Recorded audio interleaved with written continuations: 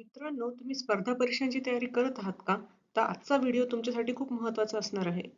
नमस्कार विद्यार्थी मित्रांनो, एमपीएससी एक्झाम गाईड यूट्यूब चॅनलवर आपल्या सर्वांचे स्वागत आहे. आज 9 जून 2026 या दिवशीच्या चालू घडामोडींवरील महत्त्वाचे प्रश्न आपण या व्हिडिओमध्ये बघणार आहोत. मित्रांनो, आपण या व्हिडिओमध्ये जे प्रश्न बघणार आहोत ते येणाऱ्या स्पर्धा परीक्षेत थेट विचारले जाऊ शकतात. त्यामुळे तुम्ही आजचा व्हिडिओ शेवटपर्यंत बघा आणि अशाच दर्जेदार चालू घडामोडींवरील प्रश्नांसाठी आजच एमपीएससी एक्झाम गाईड यूट्यूब चॅनलला नक्की सबस्क्राईब करा. चला आता आपण पहिला प्रश्न बघू.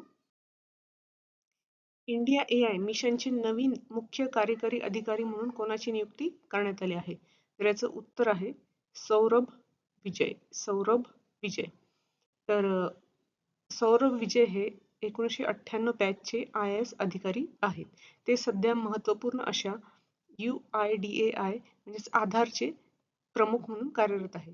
त्यांच्याकडे आता इंडिया AI मिशनच्या CEO पदाचा अतिरिक्त कार्यभार सोपवण्यात आला आहे. तर इंडिया AIचा मुख्य कार्यकारी अधिकारी म्हणून सौरभ विजय यांची नियुक्ती करण्यात आली आहे. हा एक महत्त्वाचा प्रश्न आहे. हा तुम्ही नक्कीच लक्षात ठेवा. चला आता आपण पुढील प्रश्न बघू. उत्तर प्रदेशातील बलिया येथील सुरहा ताल हे भारताचे कितवे रामसर स्थळ म्हणून घोषित करण्यात आले आहे? तर या सुरहा तालला जयप्रकाश नारायण पक्षी अभयारण्यही म्हणतात. त्याचं उत्तर आहे 100वे रामसर स्थळ हे घोषित करण्यात आले. हे भारताचे आहे. तर 100वे भारताचे रामसर स्थळ आहे हे. तर हा एक महत्त्वाचा पॉईंट ठरतो. हा येणाऱ्या परीक्षेत यावर नक्की प्रश्न विचारला जाऊ शकतो. तर भारताने 100 रामसर स्थळाचा ऐतिहासिक टप्पा यशस्वीरित्या गाठला आहे. या मैलाच्या दगडासह भारत आता आशियातील सर्वाधिक रामसर स्थळे असलेला देश ठरला आहे. सुरहा ताल हे उत्तर प्रदेशातील 13वी घोषित रामसर स्थळ बनले आहे. तर हे जे सुरहा ताल हे जे आहे हे प्रसिद्ध अभयारण्य आहे, जे स्थलांतरित पक्ष्यांसाठी मोठे केंद्र मानले जाते. राष्ट्रीय सांख्यिकी कार्यालयाच्या आकडेवारीनुसार आर्थिक वर्ष 2025-26 मध्ये भारताचा विकास दर किती राहिला आहे? तर याचं उत्तर आहे 7.7%. 7.7%. तर NSO म्हणजे राष्ट्रीय सांख्यिकी कार्यालयाच्या आकडेवारीनुसार 2025-26 मध्ये भारताचा GDP ग्रोथ रेट हा आहे 7.7%. तर मागील आर्थिक वर्षाच्या तुलनेत ही मोठी वाढ आहे. तर मागील आर्थिक वर्षात ही होती 7.1%. तर या आकडेवारीसाठी आता 2022-23 हे नवीन आधारभूत वर्ष म्हणून लागू केले आहे. तर मुख्यत्वे शेती उत्पादने बांधकाम या क्षेत्रातील तेजीमुळे हा उच्च विकास दर गाठणे सुलभ झाले आहे. तर चला आता आपण पुढील प्रश्न बघू. 5 जून 2026 रोजी साजरा करण्यात आलेल्या जागतिक पर्यावरण दिनाचे यजमानपद कोणत्या देशाकडे होते? तर याचं उत्तर आहे अझरबैजान. अझरबैजान हे याचं योग्य उत्तर आहे. तर जागतिक पर्यावरण दिन कधी साजरा केला जातो? तर 5 जून. तर वर्ष 2026 मध्ये जागतिक पर्यावरण दिनाचे अधिकृत यजमानपद अझरबैजान या देशाकडे सोपवण्यात आले. तर 5 जून रोजी जो जागतिक पर्यावरण दिन साजरा केला जातो त्याची थीम आहे inspired by nature for climate for our future. Inspired by nature for climate for our future. तर ग्लोबल वॉर्मिंग विरोधात जनजागृती करण्यासाठी 5 जून हा दिवस जागतिक पातळीवर साजरा होतो. तर ही याची थीम आहे inspired by nature for climate for our future आणि याचं यजमानपद आहे अझरबैजान या देशाकडे. तर हा एक महत्त्वाचा प्रश्न आहे. हा येणाऱ्या परीक्षेत नक्कीच विचारला जाऊ शकतो. कारण की जागतिक पर्यावरण दिन हा महत्त्वाचा दिवस आहे आणि या दिवशी खूप महत्त्वाच्या आंतरराष्ट्रीय घडामोडी पण घडतात. तर या दिवसाचे यजमानपद अझरबैजान या देशाकडे देण्यात आले आहे. चला आता आपण पुढील प्रश्न बघू.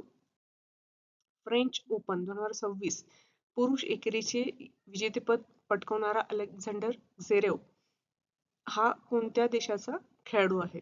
तर याचं उत्तर आहे जर्मनी. जर्मनी हे याचं योग्य उत्तर आहे. तर अलेक्झांडर झेरेवने अतिशय अटीतटीच्या अंतिम सामन्यात फ्लाविओ कोबोलीचा यशस्वीरित्या पराभव केला. प्रदीर्घ 89 वर्षानंतर फ्रेंच ओपन जिंकणारा तो पहिला जर्मन पुरुष टेनिसपटू ठरला आहे. या ऐतिहासिक विजेतेपद हे त्याचे पहिले ग्रँड स्लॅम विजेतेपद आहे.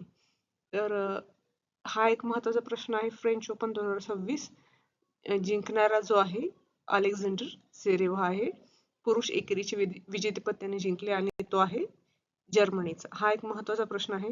येणाऱ्या परीक्षेत त्याच्यावर नक्कीच विचारला जाऊ शकतो. चला आता आपण पुढील प्रश्न बघू. भारताने जपानचा 4-1 असा पराभव करून कितव्यांदा अंडर-18 हॉकी आशिया कप जिंकला आहे? तर याचं उत्तर आहे तिसऱ्यांदा. भारताने अंडर-18 हॉकी आशिया कप जिंकला आहे. जपानला हरवून तिसऱ्यांदा जिंकला आहे भारताने. तर यापूर्वी भारताने 2001 आणि 2016 मध्ये हे मानाचे विजेतेपद पटकावले. आता 2026 आहे, तर 2001, 2016 आणि 2026 ही वर्ष तुम्ही लक्षात ठेवा. तर अंतिम सामन्यात भारतीय खेळाडू आशिष तानी पूर्तीने हॅट्रिक साधून जपानला पराभूत केले. तर हे नाव पण तुम्ही लक्षात ठेवा. आशिष तानी पूर्तीने हॅट्रिक साधली अंतिम सामन्यात. आणि आशिष तानीपूर्तीने एकूण स्पर्धेत 17 गोलसह टॉप स्कोरर म्हणून खेळाडू तो राहिला. तर यांनी 17 गोल केले पूर्ण स्पर्धेत, जो टॉप स्कोरर पण राहिला आहे. चला आता आपण पुढील प्रश्न बघू. आशिया कप 2026 मध्ये भारतीय अंडर-18 महिला हॉकी संघाने कोणते पदक जिंकले? पहिले आपण पाहिले हे पुरुष हॉकी संघाने कोणते पद जिंकले. आता महिला हॉकी संघाने कोणते पदक जिंकले? तर याचं उत्तर आहे कांस्य पदक. तर भारतीय संघाने दक्षिण कोरियाचा 3-0 असा पराभव करत कांस्य पदक जिंकले. या स्पर्धेत संपूर्ण वर्चस्व राखत चीनने सुवर्ण पदक पटकावले आहे.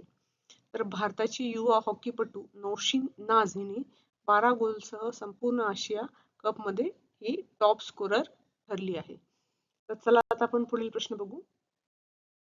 सचिन तेंडुलकरचा विक्रम मोडीत काढून भारतीय राष्ट्रीय संघात निवड होणारा सर्वात युवा खेळाडू कोण ठरला आहे? तर हा एक महत्त्वाचा प्रश्न आहे. हा येणाऱ्या परीक्षेत नक्की विचारला जाऊ शकतो. तर तो युवा खेळाडू ठरला आहे वैभव सूर्यवंशी. तर वैभव सूर्यवंशी यांनी वयाच्या अवघ्या 15व्या वर्षी भारतीय T20 संघात याची निवड झाली आहे. त्याचं वय आहे 15वे वर्ष. याच्या निवडीमुळे सचिन तेंडुलकर यांचा सर्वात युवा खेळाडू म्हणून राष्ट्रीय संघात निवड होण्याचा जुना विक्रम मोडीत निघाला आहे. तर जुना विक्रम आहे 16 वर्षाचा आणि नवीन विक्रम आहे 15व्या वर्षाचा. तर नुकत्याच पार पडलेल्या IPL 2026 मध्ये वैभव सूर्यवंशीने तुफान फलंदाजी म्हणजे बॅटिंग करून 676 धावा आणि 72 षटकार म्हणजे 6 लगावले आहे. तर हा एक महत्त्वाचा प्रश्न आहे. हा येणाऱ्या परीक्षेत नक्की विचारला जाऊ शकतो. 19 वर्षाच्या वयात फ्रेंच ओपन 2026 महिला एकेरीचे विजेतेपद जिंकून सर्वात युवा विजेती होण्याचा मान कोणी मिळवला आहे? याचं उत्तर आहे मीरा आंद्रीवा हे याचं योग्य उत्तर आहे. तर रशियाच्या अवघ्या 19 वर्षीय मीरा आंद्रीवाने अंतिम फेरीत विजय मिळवला आहे. वर्ष 2092 नंतरची ती फ्रेंच ओपन ग्रँड स्लॅम जिंकणारी सर्वात युवा महिला विजेती ठरली आहे. तर तिचं वय आहे 19 वर्षे. विशेष म्हणजे तिने पात्रता फेरीपासून सुरुवात करून सलग 9 कठीण सामने जिंकत हा पराक्रम केला आहे. तर हा एक महत्त्वाचा प्रश्न आहे. फ्रेंच ओपन महिला एकेरी विजेतेपद मीरा आंद्रीवा हिने जिंकले आहे. माजी आशियाई गोळेफेकपटू बलविंदर सिंग धालीवाल यांना कोणता पुरस्कार मिळाला होता? तर याचं उत्तर आहे अर्जुन पुरस्कार. तर हे का चर्चेत आहे? कारण की बलविंदर सिंह धालीवाल यांचे नुकतेच निधन झाले आहे. गोळाफेक क्षेत्रातील योगदानाबद्दल त्यांना 1987 मध्ये अर्जुन पुरस्काराने सन्मानित करण्यात आले. त्यामुळे हा एक महत्त्वाचा पॉईंट ठरतो. त्यांना 1987 मध्ये अर्जुन पुरस्कार मिळाला होता.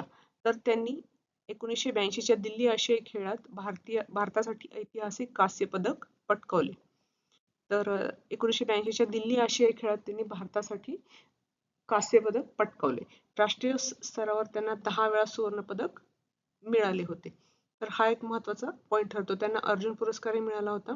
दिल्ली आशियाई खेळात त्यांनी 1982च्या कांस्य पदकही पटकावले होते. त्यांना राष्ट्रीय स्तरावर 10 वेळा सुवर्ण पदकही मिळाले. सुवर्ण पदक विजेते होते. तर मित्रांनो, हे होते आजचे प्रश्न.